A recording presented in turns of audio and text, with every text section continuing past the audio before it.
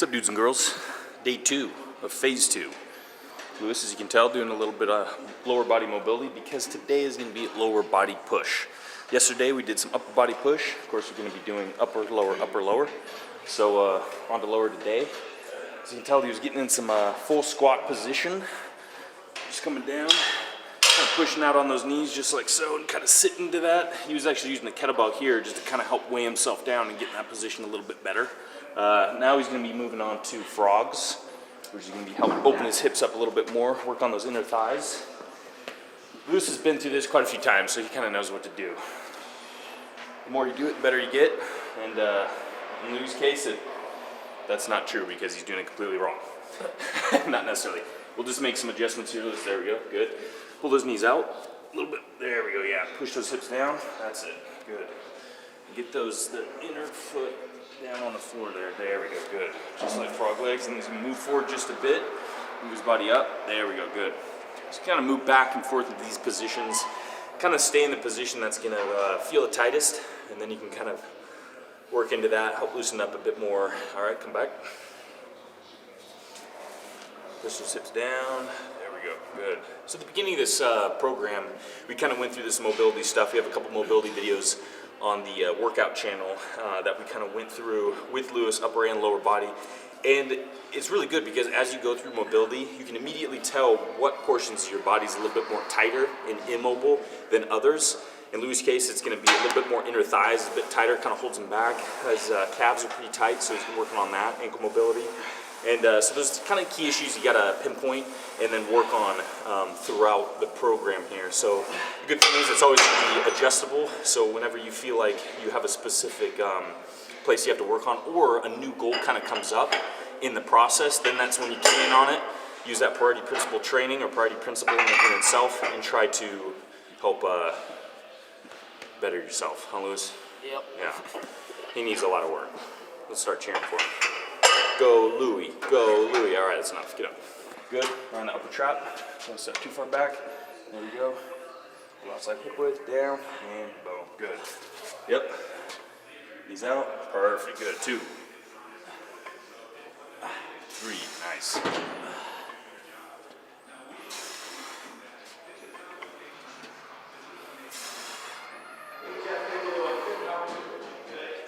we go. 4 more. You got it. That's it. Oh. Good, good. There we go. Good. Last one. Oh. Excellent. Nice work, nice work.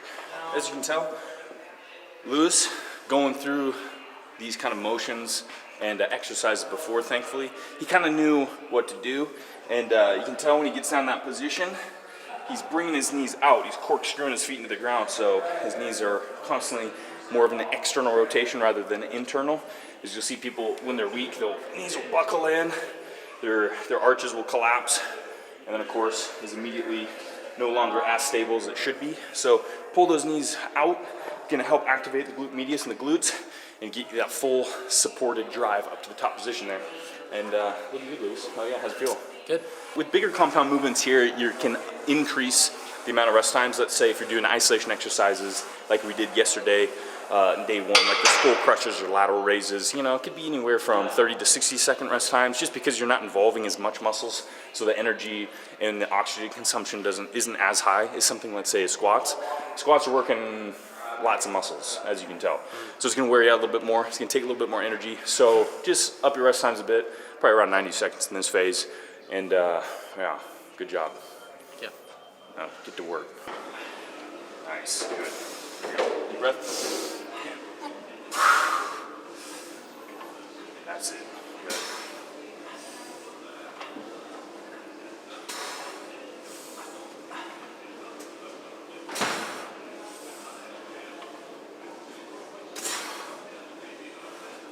Is that 5?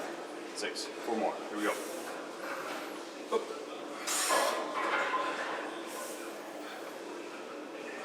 2 more. Looking good. Come on. Up, up, up. That's it. Last one. Deep breath. And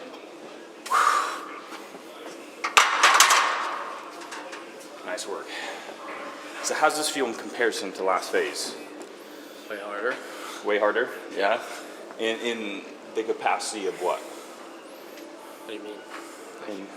How is it harder? Just more reps and heavier weight.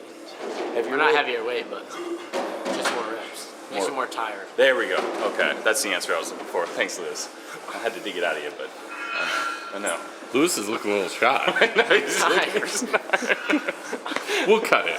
We'll quit torturing you. We're proud of Lewis here. Look at this. He's got his phone. He's tracking his food right here. Not the calories yet, but hey, you know, one step at a I time. don't know how many calories are in prime rib. Prime rib. It's pretty simple. It's Oh called. no, it's not prime rib. It's tri-tip. Okay, tri-tip. It's pretty simple. It's called Google, and then you can look it up and put them out. And yeah, so it's really simple.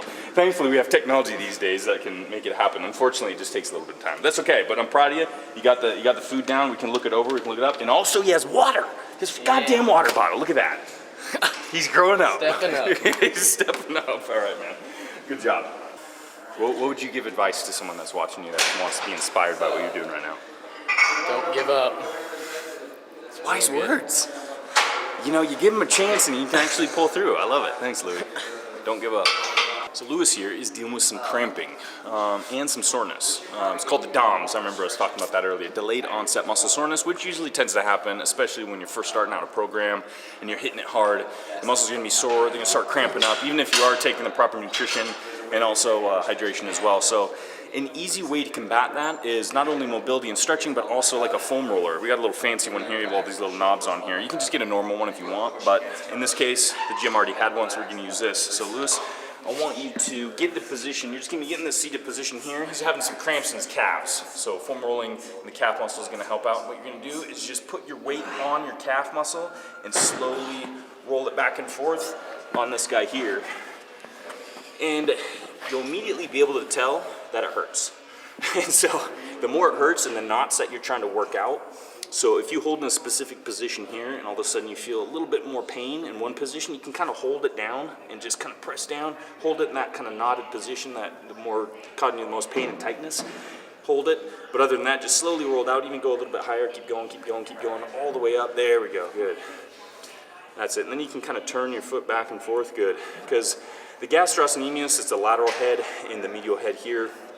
So there's two heads of the calf muscle, but there's also the soleus, which runs kind of on the outside, and there's also the anterior tibialis muscle that runs kind of on the shin bone here, which most likely gives people a lot of shin splints if it's not quite strong enough, or maybe it's too tight.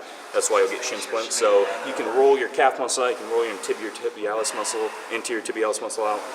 You can also get your hamstring, your calves, your quads. So you can pretty much just use this as a deep massage, self-deep massage, really. So kind of go ahead and switch calves. There we go. That's it. So if you're feeling pretty tight, if you're getting some cramps, this can help release a lot of tension on the fascia, the skin that covers the fibers of the muscle here. So there's the skin that covers it, and it can tighten up. And what happens, it can restrict blood flow. It can cause tightness, overly tightness. So when you roll it out here, it's going to help loosen it up a bit. It's going to help get a little bit more oxygen, nutrients in there. So that way, hopefully, it's going to help with those cramping issues that you might have or overly tightness in the future. So just taking some time to roll out. You'd really kind of do this probably after your workouts, or even let's say at night, maybe you're watching your favorite TV show and you just take some time, you get on the floor and you start rolling out as you're watching TV. Something that's really simple and that you can take your time to do it without really thinking about it too much. And I do that probably every day, if not every other day. And it should help quite a bit. So anything to help Louis, right? Yeah, Louis the man. At least that's what he tells himself every time he wakes up in the mirror. It's like, I'm the man, right? Oh yeah. Okay, so he was saying his chest is a little sore from yesterday's workout. Now we're doing lower body push, which is essentially all legs. So you're gonna be fucked. How's that feel? Just like we said. Have you been fucked before? No. So you got Louis here in the leg press machine. Now he just got done with squats, rest times, 60 seconds, and his legs are already starting to feel it because, of course, he's still pretty new to the program. And what the biggest mistake is overdoing it right away. So we hit it pretty damn hard on those squats. 135, 4 sets, 10 reps. definitely starting to feel in the legs. So with the single leg press, which is going to be the next exercise, we're doing 4 sets of 10 reps on this one as well. We're going to keep it pretty light because it's not necessarily about super heavy at this point. It is hypertrophy based. So we're just going to do the sled. We're going to go over a little function. Damn, that thing's dusty, isn't it? Yeah. Okay, so we're going to put your foot about midway on the pad here. A little bit higher, a little bit higher, a little bit higher. There we go, midway. That's it. So you want to keep it pretty much in line with your hip joint. So you can be pushing straight up, and then you can, yep, we're going. Oh no, he's feeling it. I got a hip cramps. He's getting the cramps. Man, how old are you? 17. Jesus Christ, he's already acting like an old man. All right, so we're gonna help you out here. So get this, unlock it, perfect. So we're gonna bring it down, straight down, keep the knees out. There we go, that's it. Oop, what's that knee? There we go, yep. So bring it down, stop, and then push right up. So don't come too low. So come down, there, and then press. Good. And keep that heel firmly attached to that. Yep, try not to push too much with the balls of the feet. And then try not to lock out too, and then right back down. There we go, good. Keep that motion up, as you got it. There we go, come on, a couple more. That's it. Oh. Adjust. Last one, good, we're gonna lock it. Nice. So, a few things here, Luce, I know it's a lot for you. We're gonna adjust this a little bit higher, so you can get a little bit more firmly attached. You know, the problem is with leg presses, they'll kind of be different, so you gotta find your positioning on the bench. With this one, the seat's going to be a little bit farther forward, so that way you can get more contact with the pad itself, because you can tell there's kind of a little bit of a angle to this. So you want to keep that heel firmly attached to the pad here. Keep it about mid-foot. You're starting to guide it up a little farther and farther. You can tell it's kind of slipping, right? That's why we adjust the bench. So now we're going to do the left leg. Same positioning here, good. And so, yep, unrack it. So bring it down. Stop, and then right back up. Good, so try to keep that foot firmly attached to that. Good, so you don't have to come too far down, just about a little lower 90-degree angle in the joint, and then back up. Right there, good. That's it. Yep, keeping those knees out wide, your knee out wide, that's good. Right, that's it, almost there, a few more. Last one. And push, good. Unlock it. That's it. So what this is called is a unilateral exercise. And what you just did on squats is called a bilateral. So unilateral is meaning that you're using one side of the body as opposed to both at the same time. So this is really trying to isolate one side in comparison to the other. So this is really going to help key on any issues if you, let's say on the squats, you know, you could tell the left side was dipping a little bit more, so it's maybe not quite as strong, which is, you know, pretty normal. Everyone's going to have some asymmetrical problems. So in a unilateral exercise like this, it can key in on that, and we can see your strength issues on one side compared to the other. And an easy way to kind of try to help with that is that you'll do your weak side first, then go on to your stronger side, go back to your weak side for maybe a few more repetitions to end it, and then get your break after that. So you're constantly pushing your weaker side a little bit further, and throughout the months on end, it's gonna gain strength and it's gonna get, you know, catch up to your stronger side.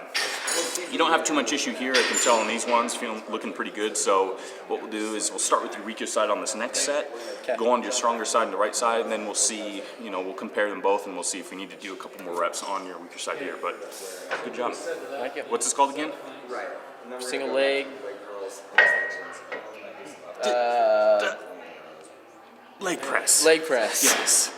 And it is not a bilateral, but a Unilateral. unilateral. Hell yeah. See, he's learning before he's going to school to learn. So Yeah. he's doing double school today. Yeah. I'm sure he's happy about that. Always. And it looks like Lewis had a little bit of a premonition today when coming into the gym because he has rest in peace on his socks. Another little kind of to go over here. I mean, your hips look fine, but in the leg press, what you want to make sure is your hips aren't rotating off the bench. Because let's say if you're dealing with any kind of like herniated discs or at least tightness in the lower back, it can be kind of subject to you know, some issues there, just due to what happens is that when you bring your leg lower and lower, if your hips start rotating off, it's going to put pressure in the spine. It's going to make the spine flex, and it's going to squeeze those discs right between your spine there. So what you got to do is really keep those hips firmly planted into the pad itself here. So when I'm saying don't bring it down too far, it's just because I don't want your hips to start rotating off the bench. Okay. You know, keep your hips super firmly planted in, bring it down to about 90-degree angle in the joint there, and then push it. Still getting the same kind of benefits. Someone that's very flexible and mobile will be able to go lower, so that's fine, but just be aware of that. Be careful whenever you're doing kind of leg pressing here. Yeah. You feel like exercises are a little awkward looking. Well, this one is probably the most awkward looking in the gym. So you're gonna be getting in position here and just gonna be rolling the bar over you. It's gonna be going right in that hip crease, and I got a pad for you too, just in case the bar's hurting here. You might want to get out of the way, Lewis. This is gonna be a dangerous exercise for you if you're standing right there. So the bar's gonna be in your hip crease here, so it should be fairly comfortable because you're gonna be thrusting up, just like I was saying. Your heels are gonna be pretty much right towards your glutes here, and your feet are gonna be just about hip width, maybe slightly wider. And what you're gonna be doing is supporting your body with your upper back area, and you're just gonna be pushing straight up in your hips, just like that. Down, and you're gonna be making like a bridge. So as you push up, you're gonna hold that position, nice squeeze in the glutes, and then right back down, shoulders weight touch. So it's a fairly simple movement, but very effective. All right. We're not punking you here, Lewis. This is all real. I think punks is that's like a generation too old for So now I this. just. Ashton Kutcher's like Abraham Lincoln in Lewis's years. I think he knows what that is. Okay, so the bar's gonna be right at your hip crease here, so a little bit further back. There we go, good. Heels gonna be a little bit closer to your body, so bring your heels in. There we go, a little closer to get together. There we go, good. So the upper back is gonna be from the plant on the floor, and your hips gonna be raised straight up, squeeze, and then right back down. Good. Yep. Uh-oh. Got some crampage. Is it cramping? Is it cramping on you? Yeah. Man, I thought you were an athlete. You ever do any stretching on your own? No. Is it still going? Yeah. Let's work it out. Here we go. Oh, there we go. Yep. Release. That's it. How much water do you have a day, realistically? I don't know, probably like. One of those? No, probably A liter? like 2 of those. Okay, that's not too bad. We need to up that though. Okay. Yeah, to get you a little bit more. We need to get you stretching a bit more, and especially rolling out. So this is an issue that some people might have. The problem is too, you're growing as well. So it's not uncommon at your age to be kind of feeling the growing pains, but also a lot of cramping too. So it's pretty natural. But as long as we're careful for that, making sure you're rolling out, making sure you're stretching and mobile and stuff, hopefully we can kind of hold that back as much as we can. But if that ever happens, I'll just get you to kind of like, release it, stretch it out. But you ready to try next set? Yep. All right. Let's hopefully that calf holds up. All right. So positioning, here we go, straight up and right back down. So try not to hold it too long. Oh, it's going, it's going. His calf. He's gonna keep trying, there we go. Good.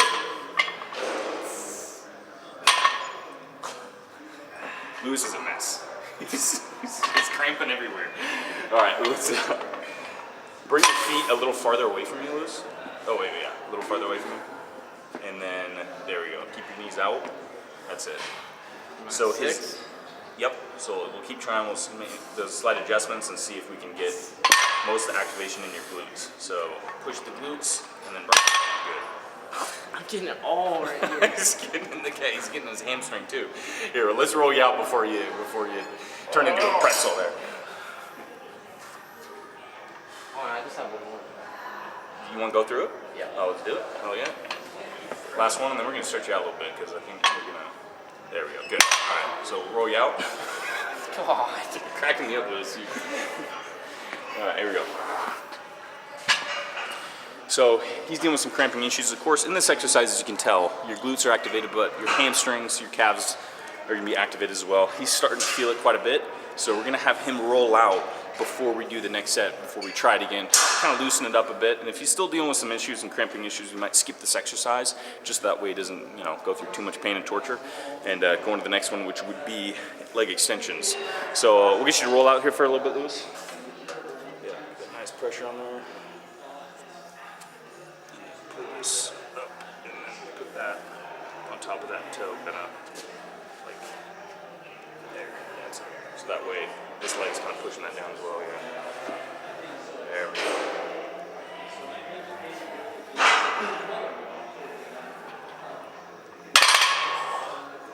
Better? Yeah. Nice, good. Second set a lot better.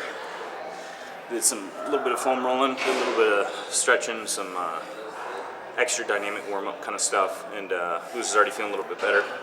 But yeah, if you ever feel any of that kind of tightness, cramping, stuff like that during an exercise, take some time, stretch it out, roll it out, and then if it continues to kind of give you problems, you know, it's not a bad idea to even skip the exercise and maybe come back to it later time.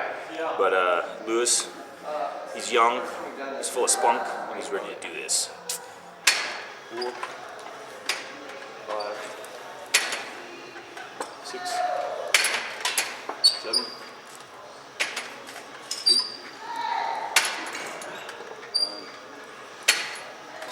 9, good. We're gonna make some adjustments here. I can tell that the pad is kind of rolling up your shins. Exactly, yeah, it's starting to hurt. So good kind of tip here is you want the knee, the back of the knee pretty much right against the pad here. So this has to go back. Especially if you're a taller person, you want your hips back, back of your knee here, so that way the pad's gonna run right on your lower shin, right where your ankle joint is, kind of right there. So it's gonna feel a little bit more comfortable, and you'll get that full extension a little bit easier.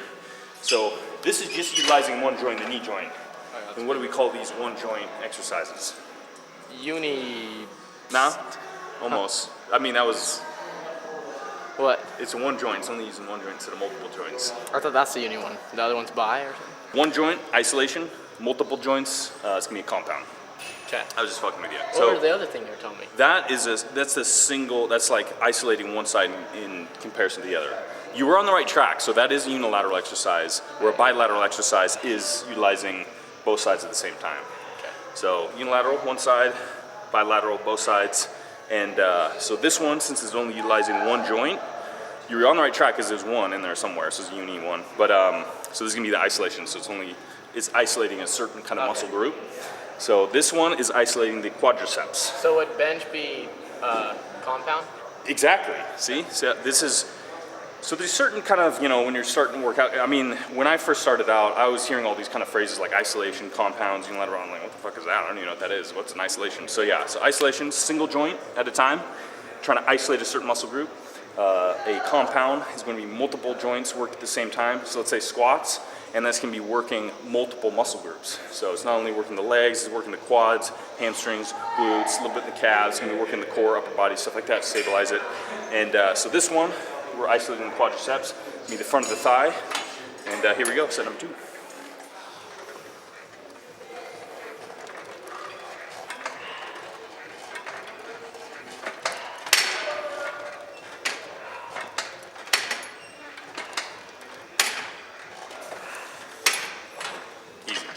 So as you can tell, it's a hell of a lot easier than a compound exercise, right? Yeah.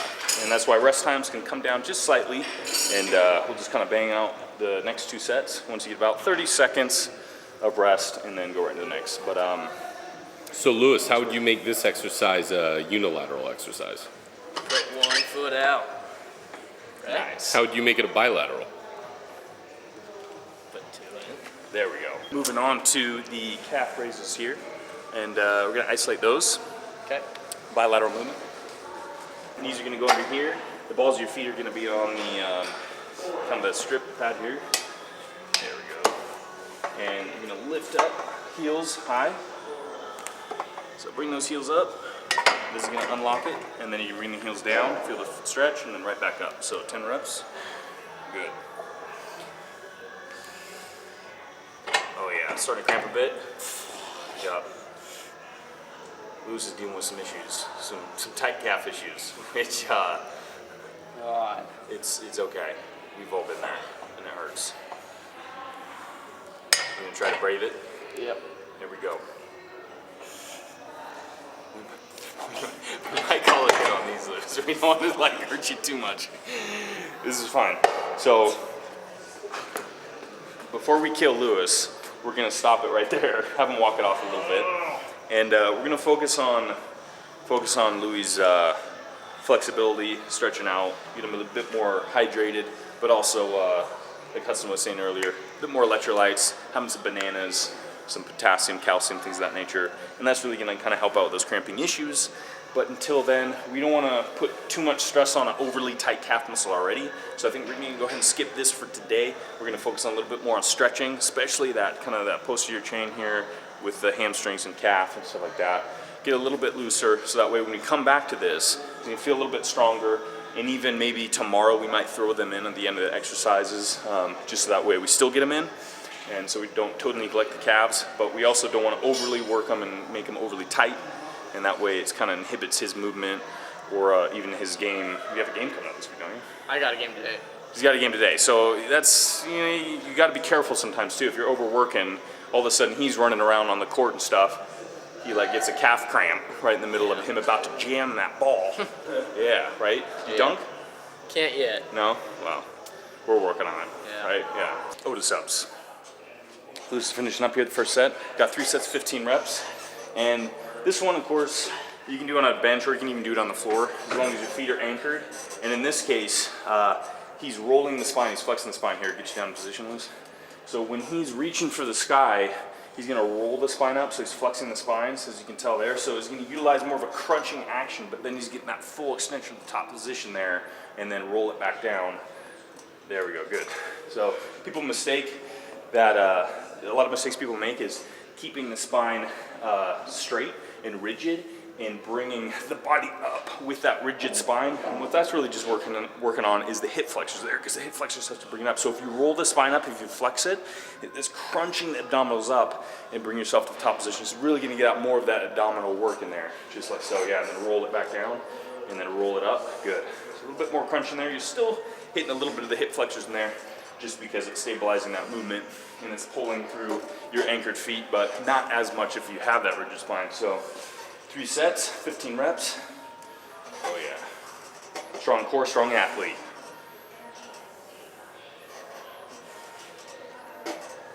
Nice. Oh yeah. Good job. Luis just wrapped up. That was the last set. Obviously, we'll take some time at the end of the workouts to do a little bit of stretching, especially in Luis' case. In certain areas, he's running a little bit tight. Want to focus on that. But Luis has to get to school, so time ran out. He's got to get going before he's late. So we're gonna leave it up to Luis to do some stretching on his own. The good thing about stretching is you can do it anywhere. I mean, you can be sitting at your desk and doing some hamstring stretches, things like that. You have a little break. You can do it then, or you can just do it tonight to make sure you can roll out and stretch at the same time. So the good thing about that is you don't necessarily have to do it immediately after your workout, although that is nice because you can get everything done at once. But don't feel like if you run out of time, you're like, well, I'll just skip it and maybe I'll do it next time. No, try to get it done every day because that's really gonna help in the long run to get that consistency up. And as we know, the more you do it, the better you get, and the more consistent you are, the more results you get. So, Luis, hell yeah, nice work today. Did that lower body? It's not easy. No, that was the worst one. It is the worst one. Leg day is always the worst one. So, never let your friend skip leg day. And in this case, Luis is evidence of that. He did not skip leg day, and he's going to continue to do it day after day. But we're going to take a break. So tomorrow he's going to get off, and then we're going to come back and go back to upper body. But this is going to be upper pull, and then we do lower pull. So we do again upper then lower. But hell yeah, man, good job. Thank you. And until next time, stay buff. yeah.